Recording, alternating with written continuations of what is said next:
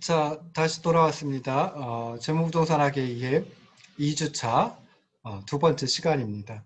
그래서 오늘은 이제 이번 시간에는 그 재무 이론에 대해서 이제 개괄적으로 설명을 드리도록 하겠습니다. 그래서 이번 시간에 하게 될 건 이제 먼저 재무에 대해서 한번 더 고민을 해보고요. 그 다음에 기업 재무와 재무 관리에 대해서 살펴보고자 합니다. 그래서 두 번째 강의안 열어놓으시고 또 출력해가지고 보시면은 훨씬 더 편하다라고 생각을 하시면 좋을 듯 싶습니다. 아까도 말씀드렸듯이 화면을 갖다 이제 공유해가지고 볼 수 있기 때문에 굉장히 좋거든요. 그리고 이렇게 이제 그 화면 공유해놓고 하니까 용량이 적어지는데 조금 전에 첫 번째 시간에는 제 얼굴이 많이 나왔죠. 그래서 제 얼굴이 많이 나오면은 저기 용량이 커지는 것 같습니다. 자, 두 번째 이제 재무이론의 의미, 재무이론 그 개관인데요. 여기서 이제 재무관리의 그 여러 가지 핵심 주제, 재무의 의미, 재무관리자의 역할, 재무관리 목표, 이런 것들을 갖다 이제 주로 설명을 해드리려고 합니다. 그래서 먼저 이제 재무인데요. 기업 재무라고 생각을 하시면 되겠습니다. 그래서 재무와 관련된 전통적인 네 가지 주제가 있습니다. 그러니까 네 가지 그 재무 이론의 영역이 있다라고 생각을 하시면 좋을 듯 싶습니다. 그래서 첫 번째가 기업 재무가 있고요. 기업 재무에서 조금 더 나간 게 투자론입니다. 그리고 금융기관론, 그리고 국제재무 해가지고 있는데요. 우리 학과에서는 이제 금융기관론하고 국제재무까지 나가지는 않고요. 기업 재무하고 투자론 정도까지 나가고 있습니다. 기업 재무는 이제 영어로 corporate finance라고 얘기를 하고요. 자금 조달과 투자에 관한 의사결정을 학습하는 영역이다.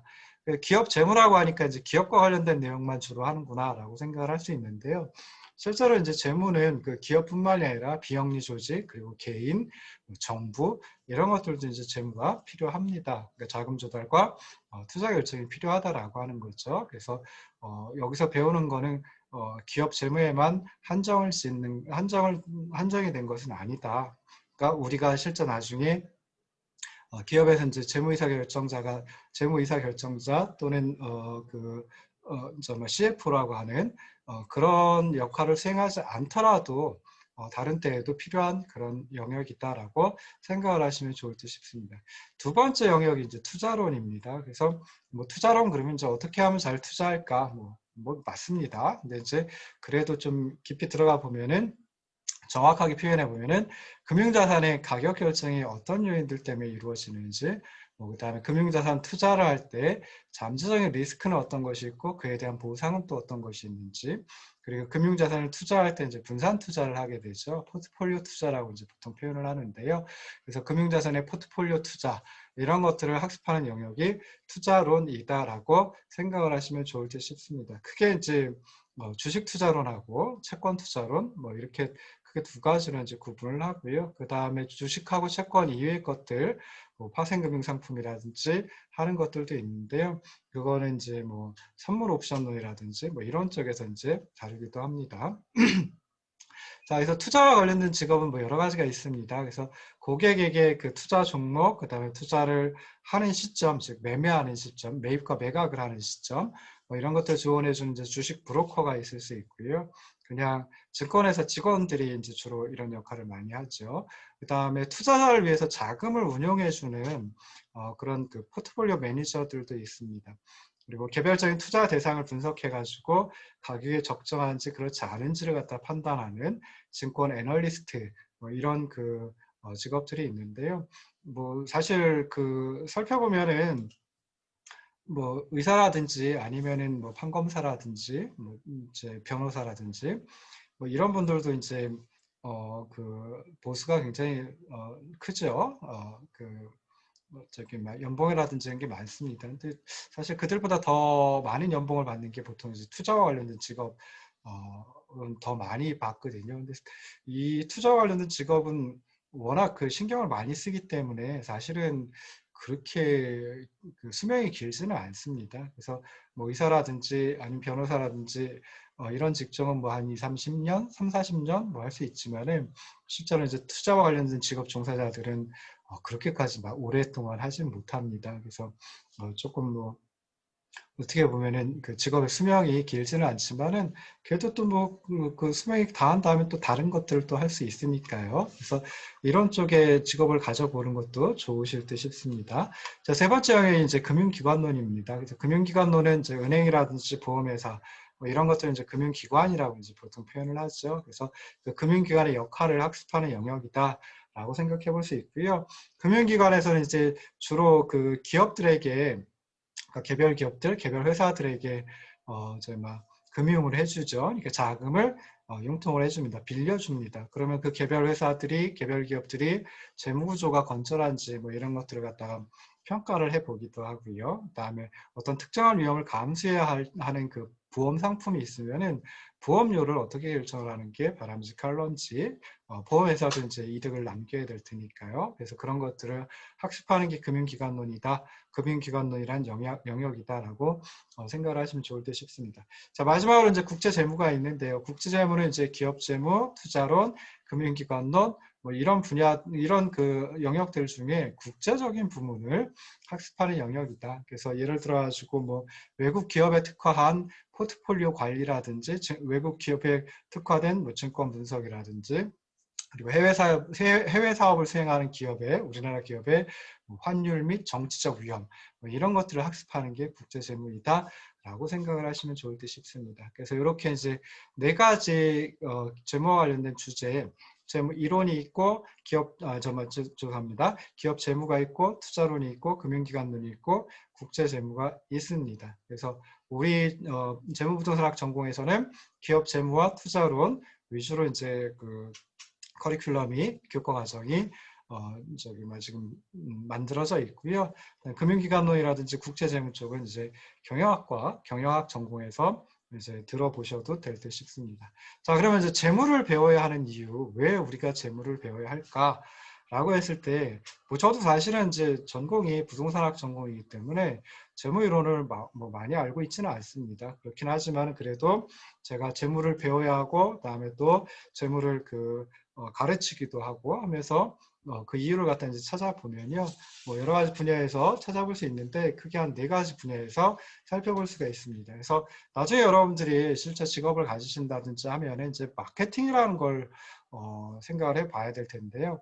마케팅 이제 좀 용어가 조금 익숙하지는 않습니다. 그렇긴 하지만 마케팅을 뭐 정의 내려 보면요. 여기 나와 있듯이 소비자의 필요, 소비자의 필요는 nids라고 보통 표현을 하죠. 욕구는 이제 보통 이제 그 desire라고 표현을 합니다. 그래서 이렇게 소비자가 필요로 하고 그다음에 소비자가 어떤 원하는 거 욕구, 그래서 그것들을 충족시키기 위해서 시장에서 교환이 이루어지도록 하는 일련의 활동을 마케팅이라고 얘기를 합니다. 그러니까 소비자의 필요, 욕구를 만족시키기 위해서 시장에 어떤 상품을 어떤 가격에 내놓고 어떤 프로모션, 어떤 그 유통 과정을 거치는 게 바람직할까라고 하는 것을 살펴보는 활동이 마케팅이라고 이제 생각을 하시면 좋을 듯 싶습니다. 그래서 교환의 한쪽 당사자, 우리가 이제 주로 기업이라고 하면 파는 쪽이다라고 하면 다른 사람으로 하여금 살려고 하는 사람으로 하여금 바람직한 반응을 나타내려고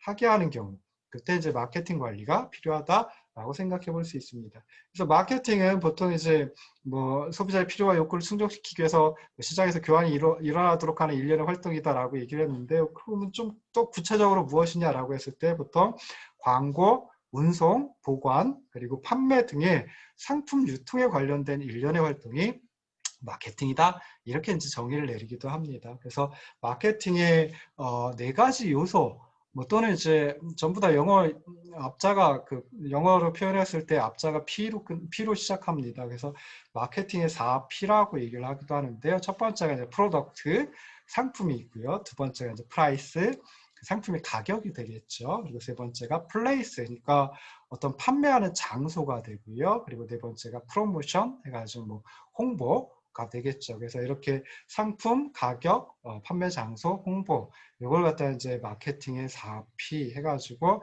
다시 말해서 마케팅 관리에서 중요한 활동이다, 중요한 어떤 과정이다라고 생각해 볼 수 있습니다. 그러면 이렇게 마케팅을 하는 담당자 입장에서는 미리 정해진 예산이 있습니다. 그래서 그 예산 내에서 마케팅과 관련된 지출을 하고 그다음에 마케팅과 관련된 프로그램을 실제 실행에 옮겨서 회사의 입장에서 또는 뭐 개인의 입장에서 개인 기업의 입장에서 최상의 이익을 얻을 수 있는 방법을 찾아내야 되겠죠. 그래서 그럴 때 재무이론의 다양한 분석 기법들, 분석 방법 등을 통해 가지고 마케팅 조사를 한다든지 아니면 마케팅 경로, 유통 경로를 갖다 설계한다든지 또는 제품 가격을 결정한다든지 하는 것들을 좀 더 쉽게 할 수가 있기 때문에 마케팅을 담당하는 사람들도 재무를 좀 알아야 된다라고 생각을 해볼 수 있습니다. 그래서 재무 분석가하고 마케팅 분석가는 뭐 투자 대안이라든지 제품의 수익성 평가 이런 것들을 함께 작업을 하는 경우가 많습니다. 그래서 서로 도움을 주고 받는데요. 그럴 때 마케팅 담당자는 재무 쪽을 조금 알고 또 재무 담당자는 마케팅 쪽을 조금 알고 있다라고 하면 서로 이렇게 협업을 하는 게 좀 더 쉬워질 수 있겠죠. 그래서 마케팅을 하는 사람들도 재무가 필요하다, 재무를 배워야 한다라고 생각해 볼 수 있습니다.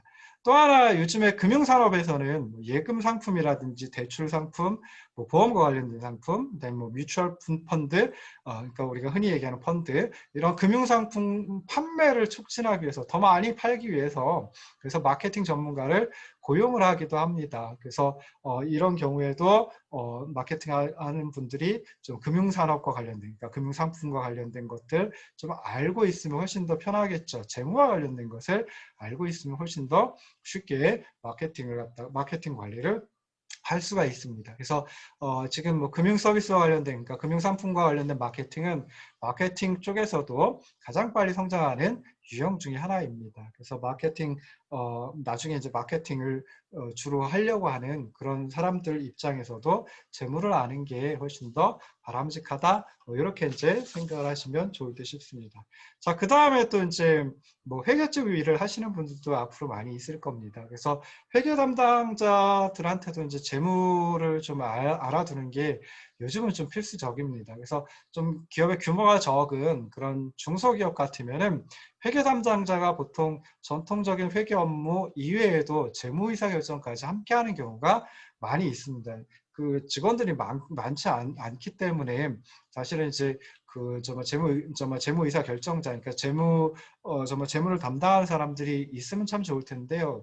그렇게까지 직원을 고용하기 어려우면은 그럴 때는 이제 회계 담당자가 재무이사 결정까지 함께 내립니다. 그러면 당연히 이제 재무와 관련된 어떤 그 재무를 좀 알고 있으면 훨씬 더 편하다라고 생각을 해볼 수 있죠. 그리고 지금 현재도 이제 금융 쪽은 계속 성장하면서 또 계속 복잡해지고 있습니다.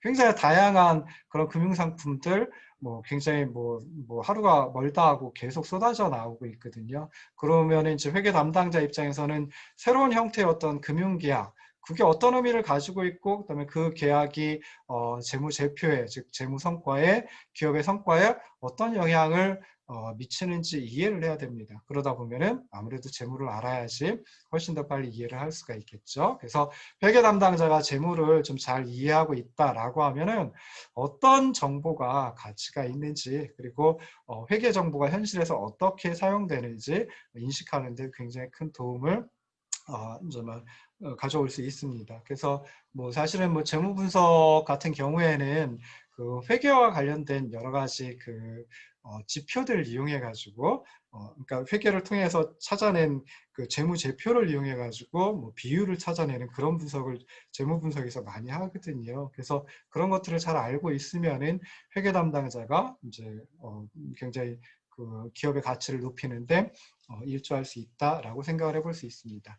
자, 그 다음에 이제 경영 관리를 하는 사람들, 뭐 경영자들이다라고 생각해 볼 수 있겠죠. 그래서 경영 관리를 하는 사람들도 이제 재무를 알아두면은 굉장히 좋습니다. 그래서 경영 관리에서 가장 중요한 영역은 뭐 경영 전략이라고 볼 수 있겠죠. 어떤 전략을 취해 가지고 경영을 하면은 그 기업의 어떤 경영 성과가 가장 커질까, 뭐 이런 것들을 살펴볼 수 있는데요. 그때 재무 전략을 고려하지 않으면은, 즉 다시 말해서 자금을 어떻게 조달하고 그 다음에 자금을 어떻게 투자를 할까라고 하는 거, 재무 전략을 잘 수립하지 못하면은 경영 전략을 제대로 수립해서 실행에 옮기는 것은 어렵다라고 생각을 해볼 수 있습니다. 그래서 경영 관리와 관련된 여러 가지 영역이 있는데요. 뭐 생산 관리, 마케팅 관리, 인사 관리, 이런 경영 관리 부문들이 있는데 이런 관리 업무는 대부분 기업의 수익성하고 위험에 영향을 미칩니다. 근데 그 영향을 어떻게 미치는지, 얼마만큼 미치는지 뭐 이런 것들을 살펴볼 수 있으면, 즉 재무 이론을 어느 정도 알고 있으면은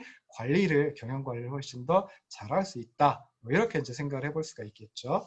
자, 그다음에 마지막으로 이제 뭐 이런 그 뭐 회계 업무를 하지도 않고 마케팅 업무를 하지도 않고 나는 경영자가 되지도 않을 거야. 그럼에도 불구하고 왜 재무를 알아야 되느냐라고 했을 때 개인의 입장에서도 재무는 굉장히 중요하다라고 생각을 해볼 수 있습니다. 그래서 우리가 자금을 어떻게 조달해가지고 그 자금을 어디에다가 얼마만큼 투자를 할까라고 하는 거, 뭐 우리 실생활에서도 굉장히 많이 하고 있거든요. 지금은 여러분들이 학생이라서 많이 하지 않지만 학생분들 중에서도 뭐 주식 투자라든지 뭐 부동산 투자라든지 이런 거 조금씩 하시는 분들도 있는 걸로 알고 있습니다. 그래서 우리들 각자가 개인적으로 매우 중요한 재무의사결정, 즉 자금 조달, 자본 조달과 투자와 관련된 결정을 여러 번 살아가면서 내려야 합니다. 그러다 보면 재무 이론을, 재무 관리를 좀 알아두면 훨씬 더 좋다라고 생각해 볼 수 있겠죠. 나중에 여러분들이 회사를 들어가면 이제 뭐 퇴직연금을 어떤 형태로 적립을 할까?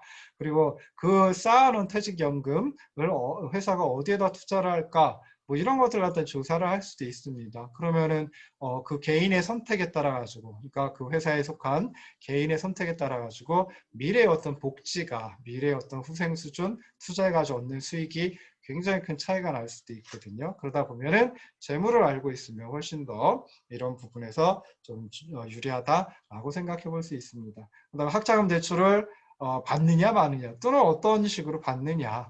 그다음에 나중에 여러분들 뭐 막 졸업하고 직업을 갖고 그 다음 이제 주택을 매입을 한다든지 아니면 또 전세를 산다든지 할 수 있는데, 그때 주택 자금은 어떻게 대출을 하는 게 바람직한지, 얼마만큼 대출을 하는 게 바람직한지, 그다음에 여유 자금이 생기면 그것을 어디에다가 어떻게 얼마만큼 투자를 하는 게 바람직한지, 이런 것들이 다 중요한데요. 그런 것들이 다 재무와 관련돼 있다라고 생각을 해볼 수 있습니다. 그래서 개인의 입장에서도 재무 관리라고 하는 게, 또는 재무 이론이라고 하는 게 배워두면 굉장히 중요하다. 뭐 이런 식으로 이제 생각을 해볼 수 있죠.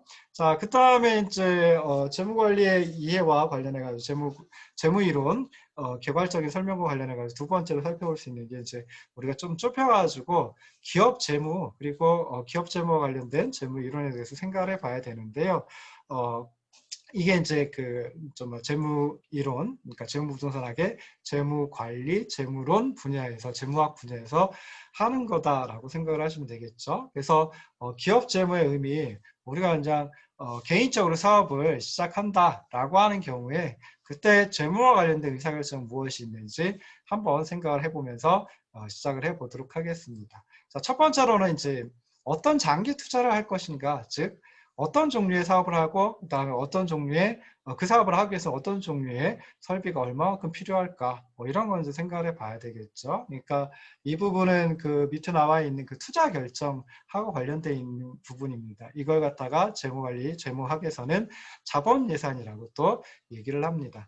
두 번째는 이제 투자를 수행하기 위해서는 자금을 조달을 해야 됩니다. 장기 투자를 하기 위해서는 좀 장기적인 자금을 조달을 해야 되는데, 어디에서 조달할 것이냐, 즉 다른 소유자를 참여하게 할까, 아니면은 그냥 다른 사람들로부터, 다른 기관으로부터 대출을 받을 것인가. 만약에 다른 소유자 함께 참여를 한다라고 하면 얼마만큼 그 비중을 두고, 대출을 받는다면 또 얼마만큼 비중을 둘까, 뭐 이런 것도 이제 고려를 해야 되겠죠. 그래서 이 부분을 갖다가 이제 자금 조달 결정이다, 자본 조달 결정이다, 뭐 이렇게 이제 전에 앞 시간에 소개를 해드렸는데요. 근데 이걸 또 자본 구조라고 얘기를 하기도 합니다. 자, 세 번째로는, 자, 고객으로부터 자금을 회수해야 됩니다. 그러니까 상품을 만들어가지고 팔고 고객으로부터 자금을 회수해야 되죠. 근데 이것도 그렇게 만만한 게 아닙니다. 그리고 또 원료, 그러니까 상품을 만들기 위해서는 그 원료가 필요한데, 그 원료를 공급하는 사람들한테는 자금을 지급을 해줘야 되죠. 대금을 지급해 줘야 되죠. 이게 이제 일상의, 어떻게 보면 일상의 재무 활동이다라고 할 수 있는데요. 이걸 어떻게 운영을 할 것이냐, 이것도 이제 고민을 해봐야 됩니다. 그러니까 이거는 거의 뭐 매일매일 하는 그런 의사결정이 되겠죠. 그래서 이걸 갖다 이제 운전자본 관리라고 얘기를 합니다. 그래서 기업 재무는 세 가지 질문, 투자 결정 또는 자본 예산이라고 부르는 것, 자금 조달 결정 또는 자본 구조라고 부르는 것, 그리고 운전 자본 관리, 이 세 가지에 대한 답을 구하는 분야가 기업 재무이다. 이렇게 또 이제 생각을 해볼 수 있습니다.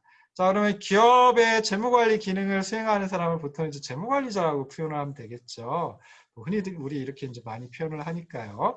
경영자 또는 경영관리자라고 이제 표현하듯이 재무관리자라고 표현할 수 있는데, 그 중에 이제 가장 저는 상위에 있는 의사결정자를 최고 재무경영자 뭐 이렇게 이제 불러줍니다. 그래서 영어로 Chief Financial Official 앞서 따가지고 보통 이제 CFO라고 얘기를 하고요. 뭐 재무담당 사장 또는 뭐 재무담당 부사장 또는 뭐 재무담당 임원이 이 최고 재무경영자 역할을 수행을 합니다. 자, 그래서 최고 재무경영자는 이제 두 가지 활동을 갖다 이제 조직화하는 그런 역할을 수행을 하는데요.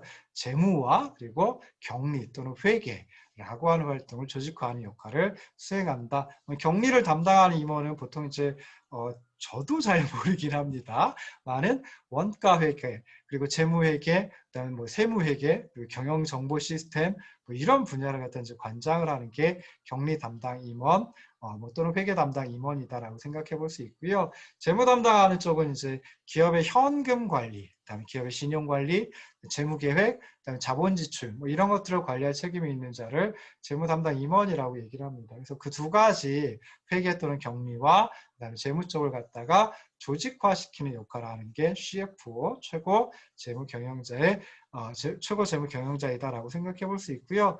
어떤 경우에는 특히 이제 규모가 적은 중소기업 같은 경우에는 한 사람이 이 재무 업무하고 격리 업무 그러면서 최고 재무 경영자까지 역할을 수행하는 경우가 있기도 합니다. 뭐 심한 경우에는 뭐 개인 기업이다라고 하면 이게 이제 CEO가 그러니까 최고 경영자가 최고 재무 관리자 또는 최고 재무 경영자 역할까지도 수행을 한다라고 생각을 해볼 수 있겠죠. 자, 그러면 이제 좀 전에 말씀드렸던 세 가지 투자 결정 또는 자본 예산이라고 부르는 것, 자금 조달 결정, 자본 구조라고 부르는 것, 운전 자본 관리 세 가지를 갖다가 이제 하나하나씩 이게 뭘까 조금만 더 구체적으로 살펴보고요.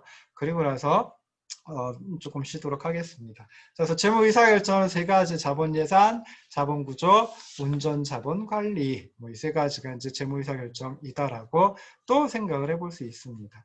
그래서 자본 예산은 무엇이냐? 영어로 이제 캐피털 버지팅이라고 얘기를 합니다. 그래서 기업의 장기 투자를 계획하고 관리하는 과정이다. 즉 투자 결정을 다른 표현으로 자본 예산이라고 한다. 라고 생각을 하시면 좋을 듯 싶습니다.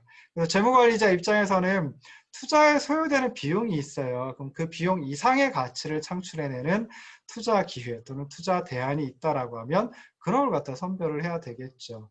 다시 말해서 자산에 의해서 창출되는 현금 흐름의 가치가 자산의 비용을 초과하는 그런 투자 기회, 투자 대안을 선별해내야 됩니다. 그래서 그게 이제 자본 예산이라고 생각을 해볼 수 있어요. 기업의 장기 투자를 계획하고 관리하는 과정이다, 투자 결정이다라고 생각을 해볼 수 있습니다. 뭐 경제학이든 경영학이든 가장 중요한 건 그거죠. 내 수중에서 나가는 것, 나쁜 놈이죠. 내 수중으로 들어오는 것, 좋은 놈이죠. 그래서 좋은 놈이 나쁜 놈보다 더 크면 나한테 남는 게 있다라는 소리입니다. 그래서 그런 것들을 찾아내는 게 바로 이제 뭐 재무관리자든 뭐 경영자든 역할이다라고 생각을 해볼 수 있어요. 재무관리자 입장에서는 투자를 통해 가지고 얻는 그러니까 자산을 구입해 가지고 얻는 현금 흐름, 나한테 들어오는 그 기업으로 흘러 들어오는 현금 흐름의 가치가 그 기업의 수중에서 빠져나가는 비용을 초과하면 그러면 남는 게 있다라는 소리죠. 그래서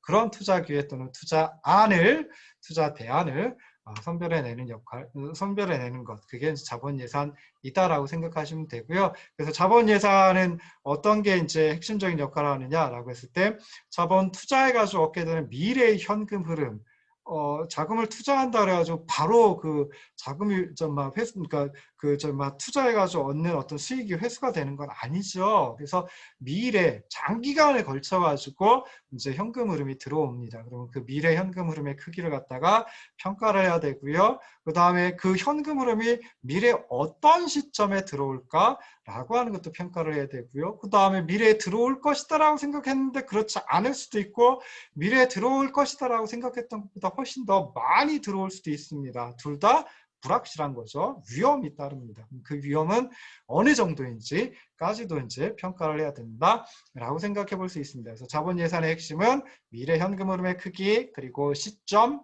위험, 그러니까 사이즈, 타이밍, 리스크에 대한 평가가 자본 예산의 핵심이다라고 생각을 하시면 좋을 듯 싶습니다. 자, 두 번째가 이제 자본 구조라고 얘기를 했죠. 그래서 자본 구조는 이제 자금 조달 결정을 의미를 하는데요. 나중에 보시면 기업 운영에 사용하는 그 부채는 이제 유동부채와 비유동부채 두 가지로 이제 나눌 수 있습니다. 우리가 앞서서 회계학에서는 자산을 유동자산, 비유동자산이라고 으로 구분한다라고 말씀을 드렸죠. 부채도 마찬가지로 비유동부채, 유동부채로 구분할 수가 있고요. 유동부채는 1년 내에 갚아야 할 부채를 의미하고 비유동부채는 1년 이상에 걸쳐서 갚는 부채를 의미합니다. 그러니까 장기 부채를 갖다가 얘기한다라고 생각을 할 수 있죠. 그러니까 한번 빌려가지고 오랫동안 쓸 수 있는 그런 부채입니다. 그래서 그 기업 운영에 사용하는 부채 가운데 비유동 부채와 자본의 조합을 자본 구조라고 합니다. 그러니까 자금 조달을 할 때 그냥 주식을 발행해 가지고 조달을 할 수가 있죠. 주식을 발행해 가지고 매각을 하면 그 매각한 것만큼 정말 주식 대금이 들어옵니다. 그걸 가지고 자금으로, 기업의 자금으로, 장기적인 자금으로 활용을 할 수도 있어요. 그리고 또 하나가 외부에서 이제 빌리는 거죠. 부채로다가 빌리는데 1년 이상의 기간을 두고 빌리는 그런 경우가 있습니다. 그래서 그 부채와 자본의 조합, 그 비율을 갖다가 자본 구조이다 라고 생각을 하시면 되고요. 그러니까 결국 자금 조달을 어떻게 하느냐, 자금 조달 결정과 관련이 되어 있다라고 생각을 해볼 수 있습니다. 그래서 이 경우에 재무관리자는 자본 구조와 관련해 가지고 자본의 규모, 그리고 자금의 원천, 그러니까 아까 말씀드렸던 내부 자금인지 외부 자금인지, 그러니까 내부에서 조달하는 것인지 또는 외부에서 조달하는 것인지 그 원천에 관심을 갖게 됩니다. 그래서 재무관리자는 이렇게 총 자본의 조합, 그러니까 그 부채와 자기 자본의 조합, 요것도 이제 고려를 해야 되고요. 결정을 해야 되고요. 그다음 구체적인 자금 조달 방법. 그러니까 주식을 발행한다라고 해도 뭐 주식을 뭐 보통주의 형태로 발행할까 또는 우선주의 형태로 발행할까. 그다음에 부채를 갖다가 금융기관 중에 뭐 은행에서 부채를 가져올까 빌릴까 또는 이제 또는 다른 데서 또 빌릴 수도 있겠죠. 그리고 회사채를 발행할 수도 있습니다. 그래서 이런 식으로 자금 조달 방법, 그리고 자금 조달하는데 또 비용이 수반이 되거든요. 그래서 이런 것들을 평가하는 게 재무관리자의 역할이다. 이렇게 이제 생각을 해볼 수 있습니다. 자, 마지막으로 이제 운전자본 관리가 있는데요. 운전자본은 기업의 단기 자산, 회계학에서는 단기 자산을 유동자산이라고 한다 그랬죠. 그리고 단기 부채, 유동부채라고 얘기를 합니다. 그래서 1년 이상의 현금화할 수 있는 자산, 유동자산, 1년 이내에 갚아야 할 부채, 유동부채라고 하는데 그 둘을 한꺼번에 운전자본이라고 얘기합니다. 유동자산에서 유동부채를 빼준 걸 순운전자본이라고 또 표현을 하기도 합니다. 그래서 운전자본 관리는 기업이 사업을 계속 운영한다라고 하면 그때 정말 매 순간마다 확보해야 하는 일상의 활동이다라고 생각을 해볼 수 있습니다. 그러니까 이 유동자산과 유동부채 크기는 계속 조절을 해야 된다라고 생각을 해볼 수 있죠. 그래서 현금을 얼마나 보유하고 있으면 적정할까? 그 다음에 재고도 또 얼마나 보유하고 있는 게 적정한지 그런 것도 이제 살펴봐야 되고요. 그 다음에 판매를 한다라고 했을 때 현금을 받고서 판매하는 경우도 있지만 그렇지 않고 외상으로 판매하는 경우도 있습니다. 그래서 적정한 외상 판매량은 또 얼마일까? 그 다음에 단기 자금 1년 이내에 갚아야 될 뭐 이런 단기 자금을 조달하는 방법, 그리고 조달하는 원천, 뭐 이런 것들이 이제 운전자본 관리의 내용이다라고 생각을 하시면 좋을 듯 싶습니다. 그래서 좀 전에 말씀드렸듯이